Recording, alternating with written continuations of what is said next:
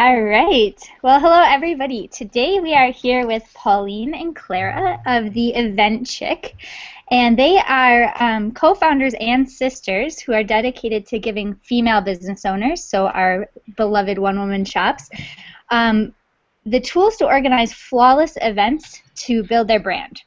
Naturally, we obviously love their mission, and we were super happy to have a guest post from them this month on the types of events you can host as a solopreneur. But today we're going to talk a little bit more about how they've built their business and what events can do for you.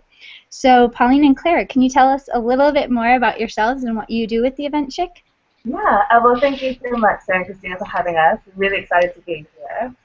Well, I guess, I'm Pauline, this is my sister Clara. I'm Clara. And we're Americans. We moved to London, so we're expats in London at the moment. We moved here about 6 years ago. And I basically have a background in events. I love events. I'm passionate about events. I've always worked in events. Even since university, when I was in Toronto, I was organizing conferences and workshops and things, and so from then I just had the events bug, and I've been doing it ever since. So I've been working in luxury events and consulting and working for different individuals and companies, organizing all kinds of lovely events all over the world. I'm doing that about 10 years, and that's how I'm through my passion for that, my passion for female entrepreneurship. Kind of decided to take it a bit further and help female businesses with organizing. Yeah, and for me, I'm coming from a marketing background, so I did international marketing at uni. And so I've been doing marketing for about 7 or 8 years now, and I absolutely love it. I get really, really excited about it. I've been working in a bunch of different media companies throughout my career. And so obviously, events are a huge part of the marketing mix, and we think that that whole touch-to-touch part, face-to-face experience is really, really important. And Pauline and I, we decided, let's why don't we go for this? So we started an events agency, and the EventChic is a bit, is an arm of that as well.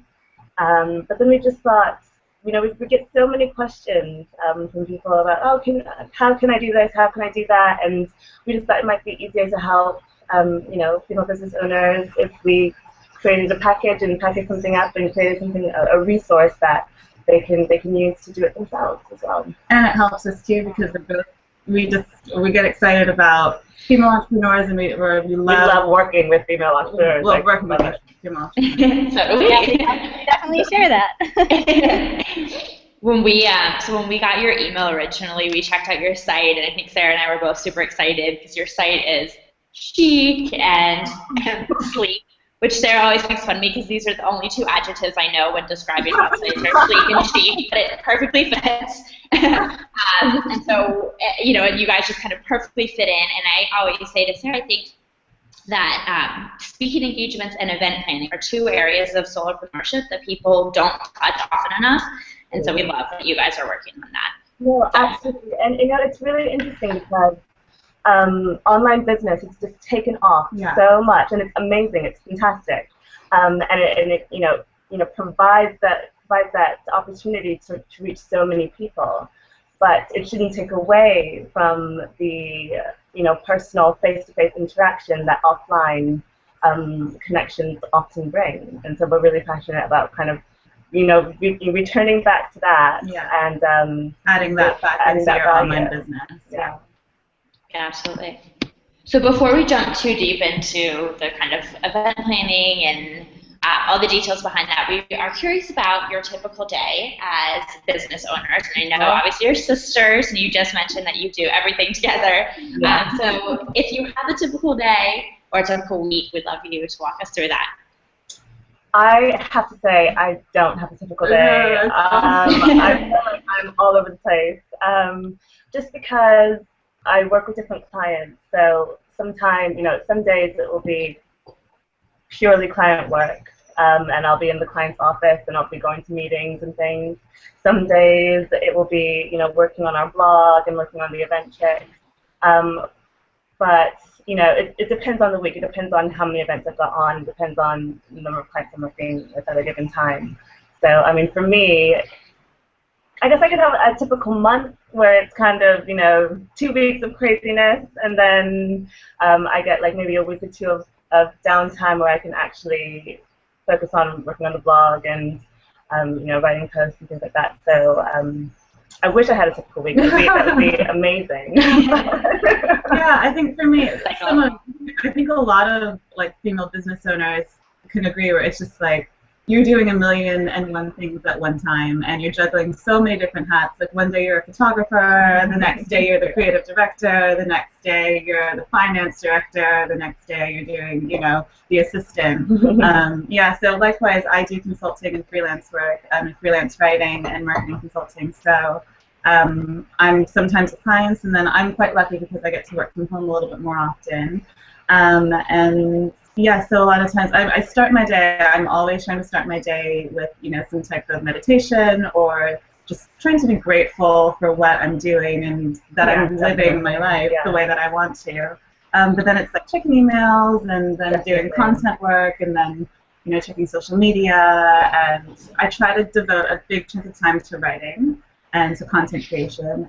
But a lot of times it can be anything. Sometimes you can spend a whole day just looking at your finances and trying to figure out, you know, where money is coming into, and you know, calling the bank or doing whatever. So yeah, it's always a fun ride.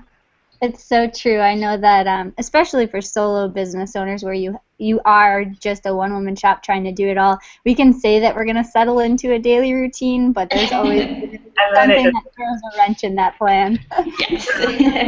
I mean, we definitely try and have a catch-up every day. If it's the end of the day, sometimes, you know, beginning of the day, if it could work, but usually at the end of the day, we're having a catch-up. We're kind of going through different ideas and hashing out different ideas for different clients. So, and we're always on text and like, you know, always like we do business from our phone. Yeah, we're really lucky because there are two of us, and we've grown up together, and we think a lot of the same way. And we actually, well, we don't live together. We live about 5 minutes away from each other. I was gonna ask. We're constant, like I'll just come over to her flat and, you know, talk with her and check in with her, anything like that. Or if her internet goes out at home and she's over here. But yeah, we try to do a kind of face-to-face catch-ups, I think, every 2 to 3 days. And then we talk every day and try to get, I mean, as sisters, we actually end up doing a lot of like just random talking about family and stuff like that. So we do have to make sure that we stay on task with our business. Yeah. No, that's great. So that's a perfect transition with the fact that you guys try to check in a couple times a week face to face. You've mentioned how important it is to remember the aspect of touching your clients and your community face to face or in person with events as an online business owner. But why do you feel it's especially important? What can a solopreneur get out of hosting an in-person event when they predominantly run their business online? I think it's about building those deeper connections and having your community really experience your brand, really experience your product, really experience your services, really experience what it is that, you know, that you're selling, that you're putting out there. You know, I think that there's something to be said for fostering those connections because it builds different opportunities. Absolutely. You never know where it could lead, and I think even, you know, co-hosting an event with, you know, somebody else, you know, a similar business that's in your niche or something like that, it provides for, you know, developing your own, you know, your business network even. So, you know, I think it's really great for building your community and creating a solid brand, you know, kind of for your own personal business, but also, you know, building those connections and those relationships with other, you know, business owners and collaborating with other people. That's, I mean, it provides so many different opportunities for your business as well. So that's a really good point. I think, like, for me at least, if I think about hosting an event, I'm like, I don't even know where to start. It's really overwhelming for one person, but collaborating with others to co-host events is a great place to start. Definitely, I definitely. mean, I think the thing that we want to let people know is that it doesn't have to be hard. I mean, yeah, it's new and sometimes it's scary, but it doesn't have to be hard. It doesn't have to be super elaborate, and it doesn't have to be something that's going to take a lot of time or money. You just have to plan it out. Yeah, you just need to know what to do. Right, and working with others and like drawing from other people's experiences is obviously a great way to go. Especially as a solopreneur, because you cannot do everything by yourself. Collaboration is amazing. Yeah. So can you guys, obviously you wrote a post for us, and so for the people who may be a little bit more auditory and maybe haven't read the post, can you just do a super quick overview of the different events that you talked about? Yeah, absolutely. So we talked about 3 different types of events. The first one we talked about was a showcase event, and that's basically putting your services on show. So whether it's a workshop or a seminar, taking it offline. Because I know a lot of people do webinars and things like that, which are fantastic. You can reach so many different people. But if you've got an audience in your local area, I think it's really great to be able to, in a very simple and sleek and chic way, create. Speaking my language.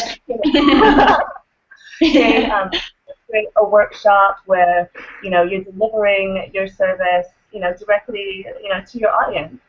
People absolutely love that, and it doesn't have to be complicated. Right. I think the most important thing about that is that every brand, every business owner, every solopreneur, they have their own unique story and they have their own unique personality, and like that authenticity and that story is the thing that needs to be heard. And sometimes, I mean, some people are great writers and great communicators and great designers, and they can show that on their business brand like easily, and it's so simple. But sometimes it's really, really great to be able to access that offline and to be able to see that, because when you meet someone and when you talk to someone, you're like, oh, she's like my best friend in my head, like we got on so well, we got on so easily, and that natural energy just comes forward, and that can be transferred so quickly. So being able to tell your story offline is really great, because sometimes you don't have to always do it just in like a blog post, or you don't have to do it always in a webinar. You can do it face to face. You can touch people. You can talk to people. You can read their reactions. So yeah, being able to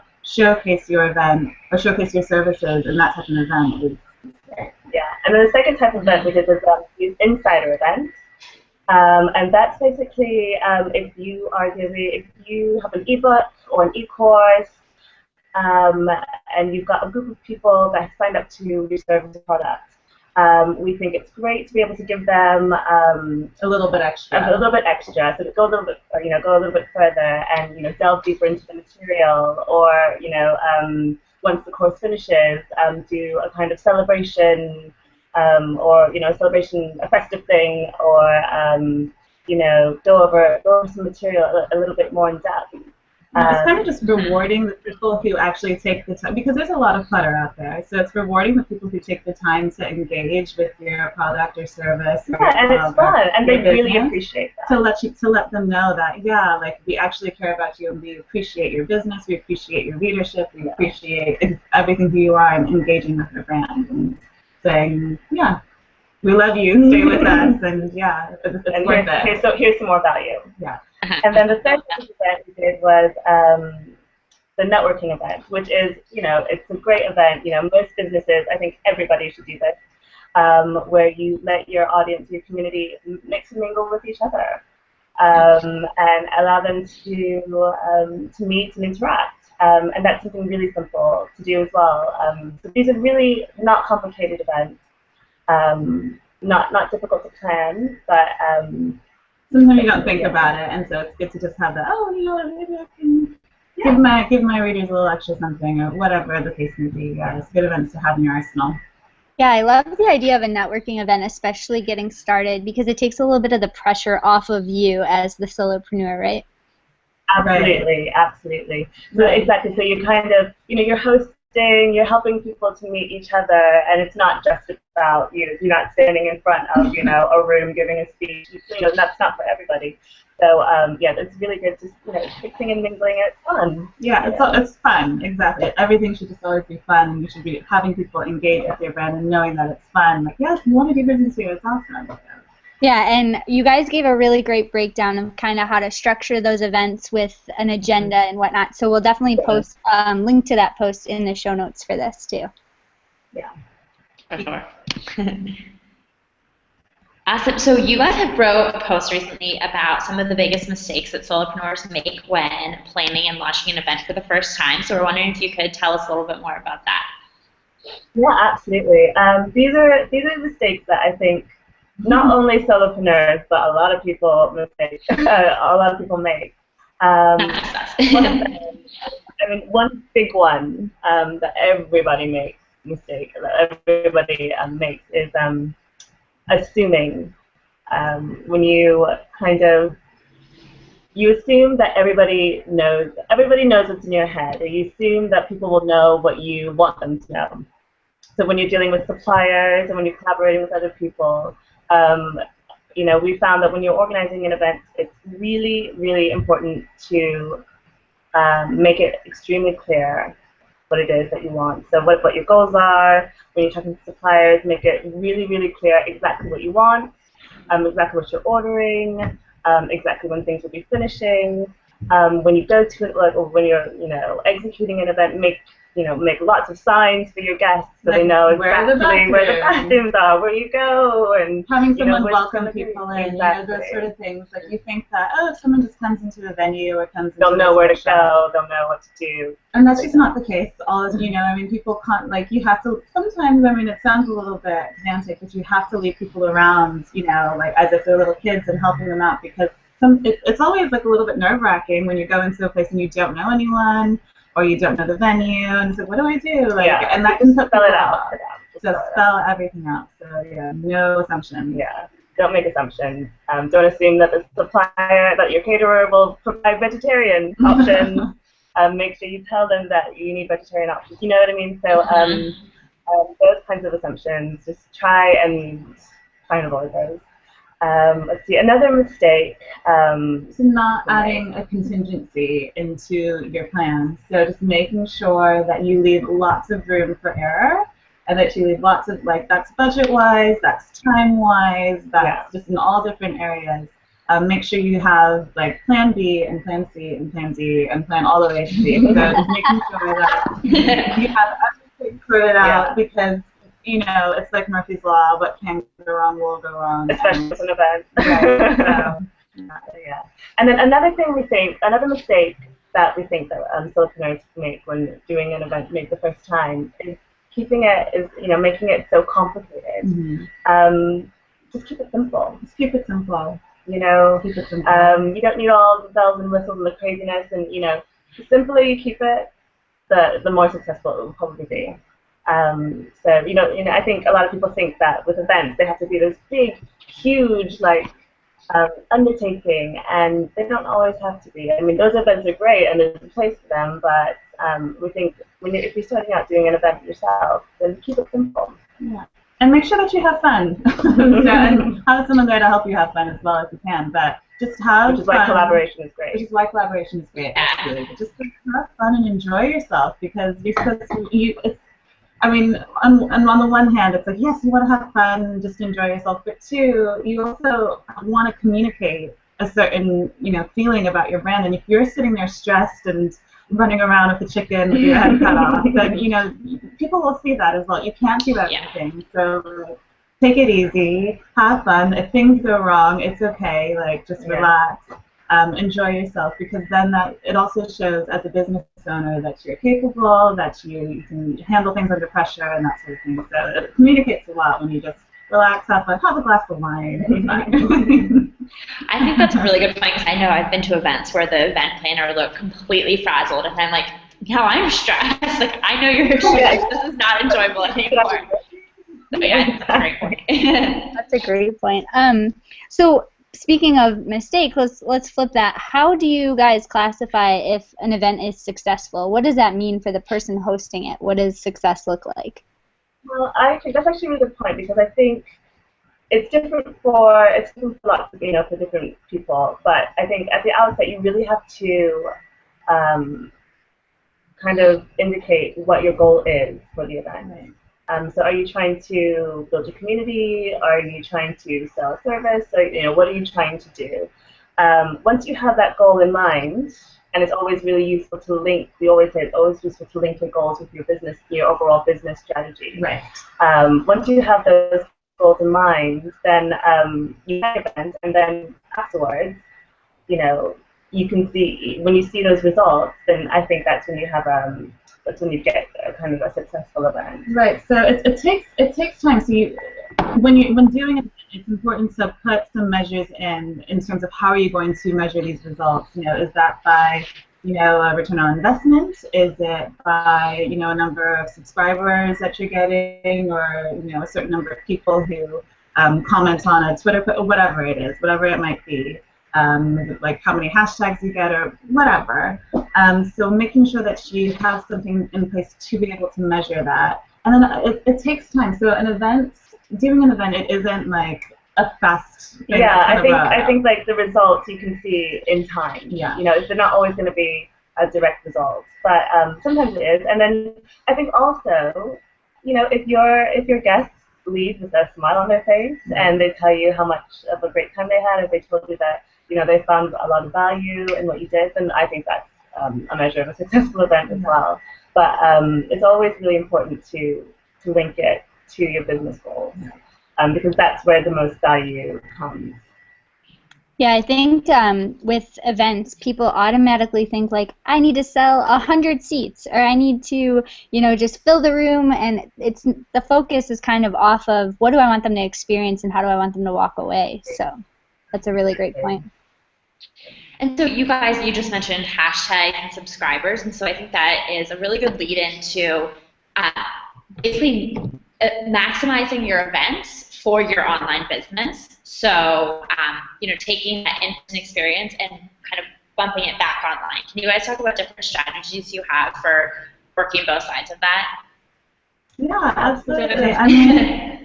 It's a difficult one, isn't it? Because we live in such a digital world, right? And people are constantly on their phones and constantly, stuck on the TV or on their computer. And so it's a great tool to be able to,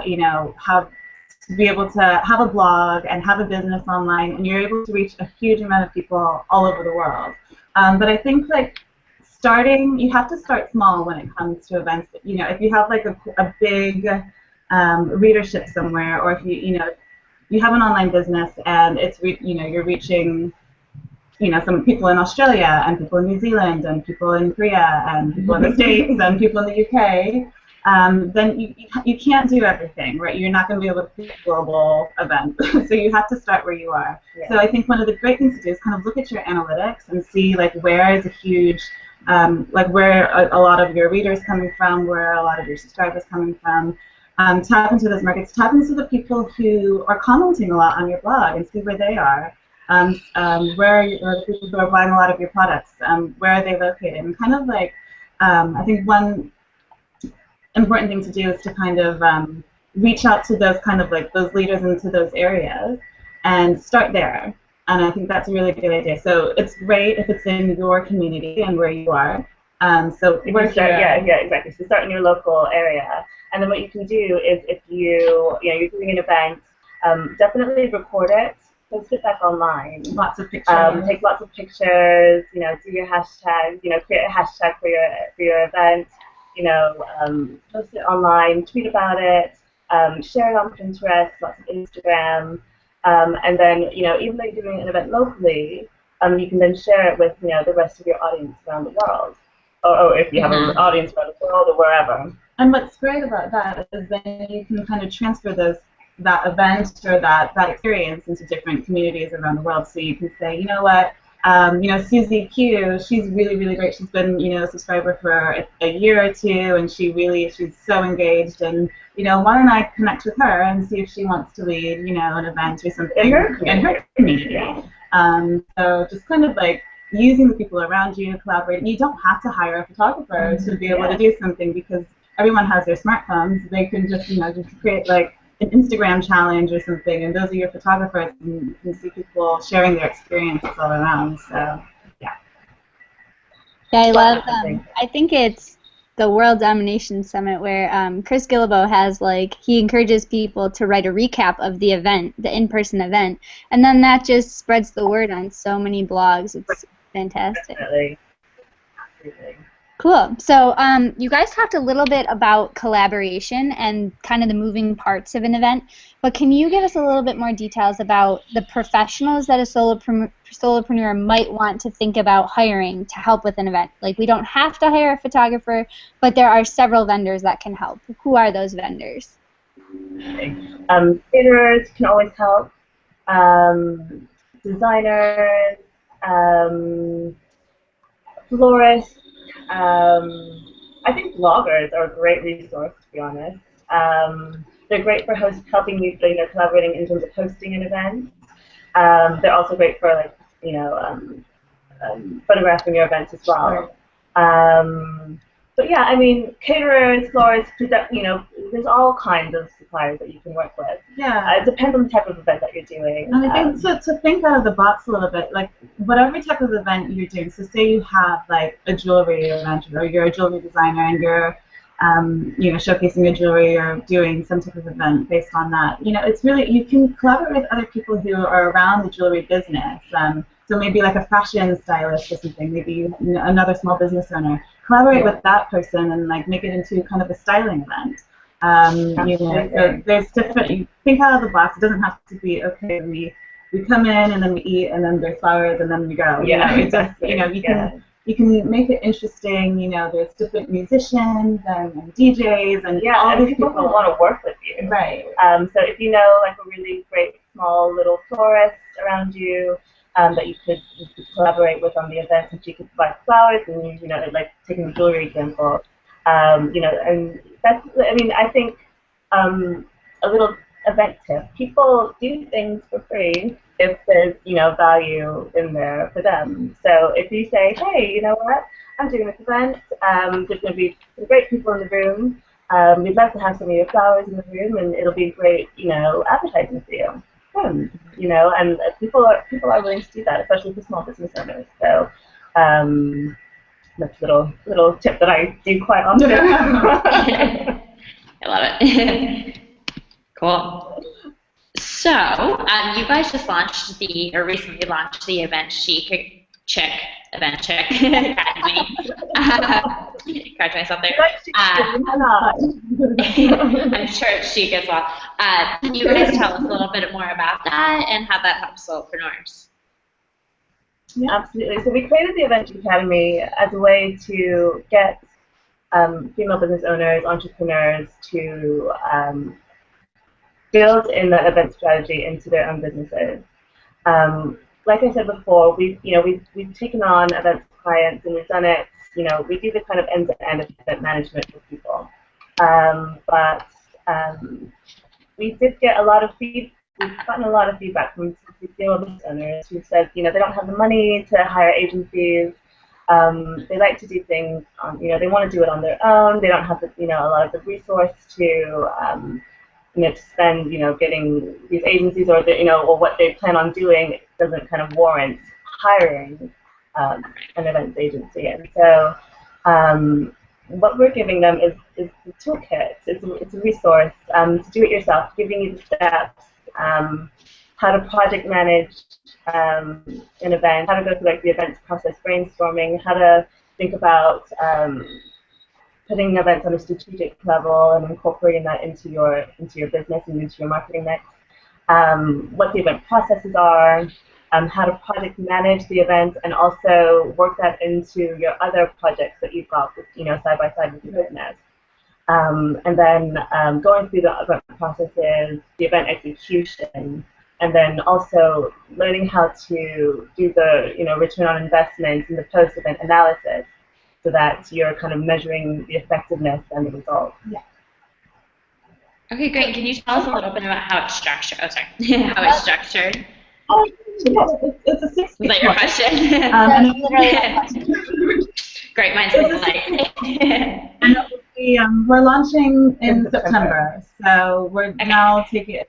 You can register now. But yes, so the course will go live in September, and it'll be kind of a whole amalgamation of videos, presentations, tutorials, worksheets, and templates, which are really, really great, a kind of designer workbook, and an on-the-day event kind of plan to help you out so you're not stressing out. And then it'll also consist of a Facebook community, a private Facebook community as well. So that's kind of twofold. One, you can bounce ideas off of other members, but then you can also, we're also building a kind of a black book of really great, fantastic events. So if there's an event in your city and you're nervous about, oh, like I don't know if anyone's going to come, you know, we're doing like an event listing service on the website, and kind of like a platform for creating a network. So, you know, female entrepreneurs can list their events, see what other events they've got in their area, and yeah, and kind of network in that way. So it's kind of learning and also networking. Yeah, that's a great idea. So this kind of goes away from the specifics of events, but I know a lot of our members are creating e-courses that people can join, whether they're even just products. But I'm wondering what some of the hurdles you're facing as you create your e-course are and how you're overcoming them. It's a mammoth task. It is, yeah. It's crazy. But I think for one thing that can be said is that if you're not passionate about something, do not create an e-course about it, because you are like thinking about it day in, day out. But I think the thing is, with events, there's just so much, and I think, you know, we could sit here and talk about events all day, we could ramble on, but there's so much information. I think a challenge for us is to make it comprehensive, but also digestible, and but making sure that value is still there. Right. And so I think that we're trying to just kind of find that balance. Yeah, I mean, I think as we go back to like not assuming things, I mean, we've been doing events and marketing for a long time. So for us, there's a lot of things that are just like, you know, we pick it up really, really maybe easy. people won't know that though. Yeah. People won't know a lot of things to do, and yeah. So we don't want. The thing is, like, you don't want to come off as pedantic, and you kind of think, well, is this something that is kind of common knowledge, or is it something that, you know, because we've been in the industry for so long, you know, so it's kind of breaking it down. How much do we break it down? Right. Yeah. Or, you don't want to seem too elementary, but you still want to add a lot of value. Without someone coming in and saying, oh, I can't digest this, I can't absorb this information. Or someone saying, well, actually, we already know this already. Like, why are you even bringing it down to that level? So I'm trying to find that balance. I'm looking at Sarah right now because I think we're both thinking this is exactly the challenges we're going through as we're building our Build Your Online Community e-course. And we talk about this, you know, it's, like you said, that balance between making it kind of pro tips and really actionable, but also making sure you're not assuming that people know things. As my dad always used to say, assuming makes an ass of you and me. Thanks, Dad. But no, I think I always remind Sarah, just because we know something doesn't mean everybody does, and I think it's really easy as a business owner to think, everyone already knows everything that I know, so I have nothing of value to add, but obviously we know that's not really true. Absolutely. Cool. So we love to learn what you guys think is the biggest lesson you've learned running your solo business. I guess you have not so much a solo business, but a sister business. That would be an interesting thing. Yeah. We're not really a one-woman shop, we're a two-woman shop. So are we now. Let's see. Lessons learned. I think I'm like, I feel like I get hit with lessons like in my face every day, trying to deal with this, trying to build a business. But you know what? I think we're both really lucky because we have each other and we yell at each other all the time. Oh my gosh, yeah. So we can easily, you know, like I can just vent at her, and you know, then we know it's fine. There's no problem. But I think it's a really important lesson to learn is that there are no shortcuts to anything. Like you have to go through every single process. You have to go through you know, the terrible online design, and you have to go through, you know, like us as event planners, us like kind of building, like having an event that doesn't actually run that long. We're like, oh gosh, you know, you know, we had to learn from those mistakes and figuring out what we need to do, and you know, that we're not infallible, and that not everything's going to be perfect every time you do it. Yeah. But you still you have to go through it. There are no shortcuts of getting through it. Yeah, and I think with building especially because our business is online as well. That was really hard for me. Yeah. It's kind of, you know, I like the way things, like, you know, I really am picky about the way things look and how they feel, and you know, as a solopreneur or sisterpreneur, you know, we're doing everything ourselves, and we're just kind of like, oh, well, that's not the way I kind of wanted it to look. That's not the way we wanted it to work. And, you know, it's kind of, that's not how we wanted it to work. And, you know, WordPress and Squarespace and, you know, kind Google of Analytics. And I think that's the biggest lesson, is just it's kind of going through it, doing it, and knowing that it's not going to be perfect the first time around, and then kind of it probably won't be perfect like the 30th time around, but you just have to go for it. You just have to go for it, and you have to keep doing it. You know, and that like the one comment that you get on a blog post, or like, you know, you see you get an extra, you know, couple readers, or whatever it is. It's just like it just keeps you going. You know, so yeah. That's true. Absolutely. So can you guys tell us something that people wouldn't know just by seeing your online life? We always like to ask that. Something that people wouldn't know. Oh, well, I am a kind of wannabe amateur belly dancer. Awesome. Nobody would know that. Yeah, I mean, that's kind of my thing to unwind, is I love to belly dance. And it's kind of like a weird hobby, but you know, that's my thing, and I love it. If I could kind of, you know, come back in another life, it'd be as a belly dancer. So, Still do it in this life. Do you take classes, or you just travel on your own? Exactly. For me, I don't know. I guess I'm an actor, so I don't know. Is that on my own? Probably. It probably is. Yeah. No, you can. No, she's movie script. And I'm a screenwriter as well, and so yeah, I just like, I love all the She's all about film. storytelling. I'm all about like brand stories when it comes to like businesses and everything, but I love like the romance stories too, and the epic sweeping stories. So yeah, I'm a huge movie buff, so I love acting and writing as well. So. That's awesome. So I have to ask, we do have a couple members that are also expats, but can you give us a little bit of background about what brought you to London? Yes, absolutely. So I came first. Because I do everything that she does. Yeah, so My sister would agree. I came to my master's, to do my master's degree about 5 or 6 years ago. I think it's 7 years ago. Has it been 7 years? I think No, I think it's been like 6 years. No, you came in 2008. Oh my god. Yeah, so I came to do my master's, and then I loved London so much. So I got a job doing some events here and there, and then, you know, and then things became permanent, and I stayed, and then a year later, Clara came. So I came in 2009, a year later, and I did my master's degree. And yeah, I stayed as well. And so, yeah, so we ended up getting a flat together. It was the best time of our life. We had a flat together. We had a flat together, we were working, and it was so much fun. And then Pauline got married, and then a month later I got married. Wow, you really do copy her. So we're both married to Brits over here, so it looks like we're staying. We're stuck here. Do you guys kind of feel like expats on a day-to-day basis, or are you at the point where you just kind of feel like locals? I still feel like an expat. Yeah. Yeah, I still feel like To be fair, I think that's where kind of like our business idea started. We had a blog in the beginning, and it was kind of based on like expat life, because we wanted to engage with the city more, and we wanted to like meet people and that sort of thing. So we had an idea of like building this blog and this online community. And it kind of just like morphed into something else. And I guess maybe that's because we kind of felt more at home. So maybe, yeah, we do kind of feel local. I feel like a Londoner. Do you feel like I do. People tell me I'm getting a little bit of an English accent. So. I don't think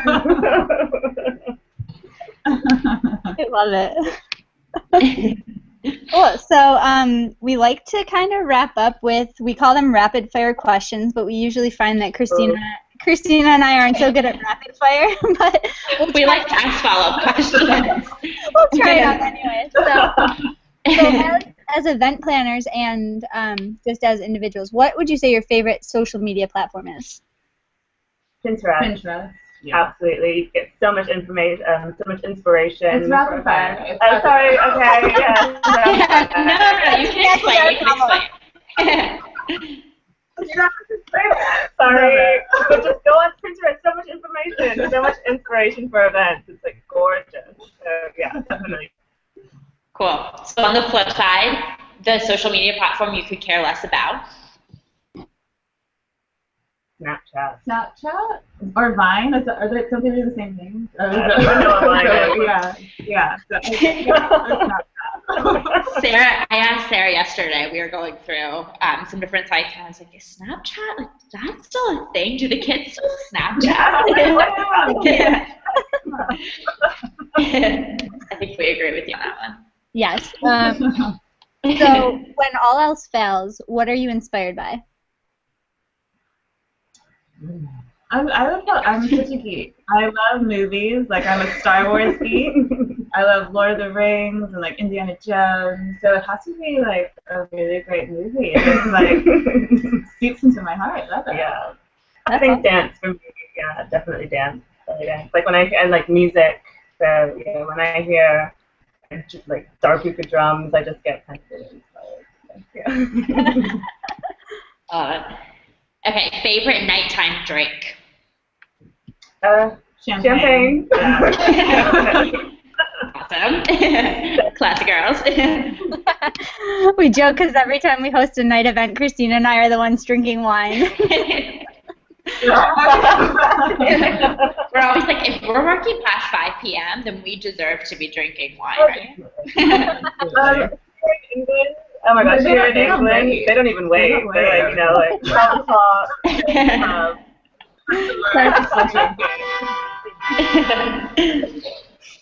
So what is the first site that you check in the morning?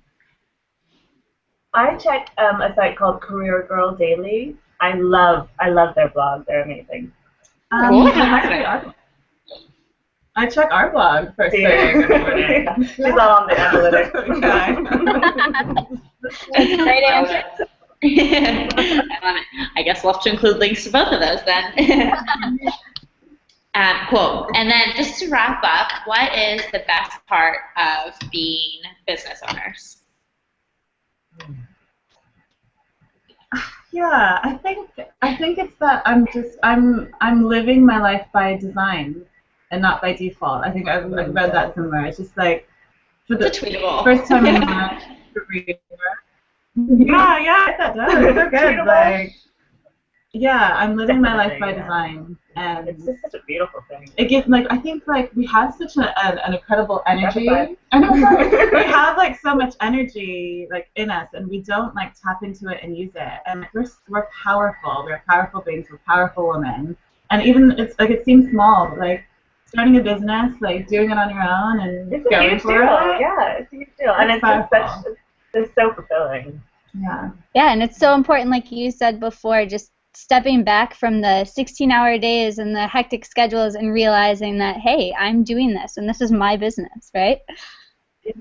I want every female to have their own business. I love when females start their own businesses. It's lovely. And I love finding out when you meet someone in real life. When you meet someone in real life, you find out that they have a business too. Like, it's like an automatic sisterhood of like, yeah, you know what I'm going through. What I'm going through. No, that's a really good point. I do feel really connected to people like me who have businesses. Yeah.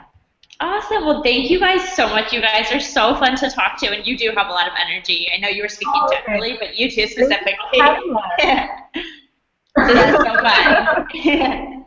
So thank you so much. We're going to share this with our members. We'll post some links in the show notes so that they can reach out to you guys if they have questions. But we are so grateful for you guys spending time with us today.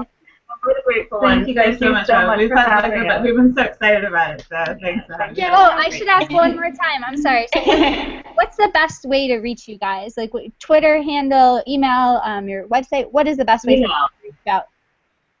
Definitely email. Yeah, so you can reach us at our email. It's hello@theeventchick.com. Or you can reach us at our blog as well, and we're trying to be as much as active as possible on it, but that's at blisslifestylecollection.com. So you can catch us there on either place. Awesome. Okay, we'll be sure to share that. Thank you so much. Thank you guys. Have a great afternoon. Take care. Bye. Bye.